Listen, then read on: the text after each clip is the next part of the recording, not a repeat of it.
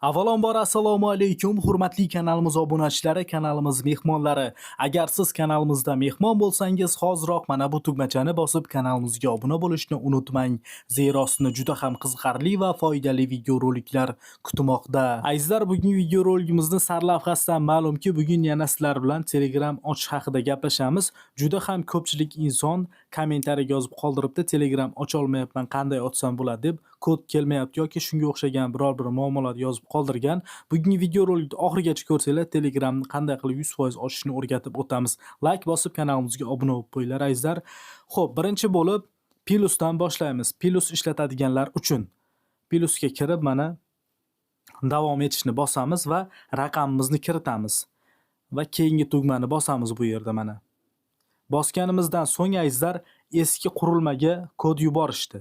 Eski qurilmaga, ya'ni sizda qurilma bo'lmasa, smartfoningiz bo'lmasa, SIM kart orqali Plusdan to'g'ridan to'g'ri ochish imkoniyati yo'q. Mana bu yerda qaysi kundan boshlab imkoniyatlarga cheklov qo'yilganini yozib qo'yishgan. Ya'ni Plus bizga kerak emas hozircha, Telegramni ochib olguncha. Akada ham mana aka ilovasini ham ko'pchilik ishlatadi. Akaga kiramiz, kirganimizdan so'ng bu yerda ham raqamlarimizni yozamiz. Yozganimizdan so'ng bu yerda ham eski qurilmaga kod yuborishadi. Yaxshilab e'tibor berib turamiz. Mana eski qurilmaga yuborildi. Ne получили kod deb yozilganini bossak ustiga, ya'ni kodni olmadik. Bu yerda ham xuddi shunday. Ya'ni aka ham kerak emas hozircha, Telegramni tiklab olgunimizcha. Telegramni ofitsialnisiga kirasizlar, mana oddiy ko'k Telegram.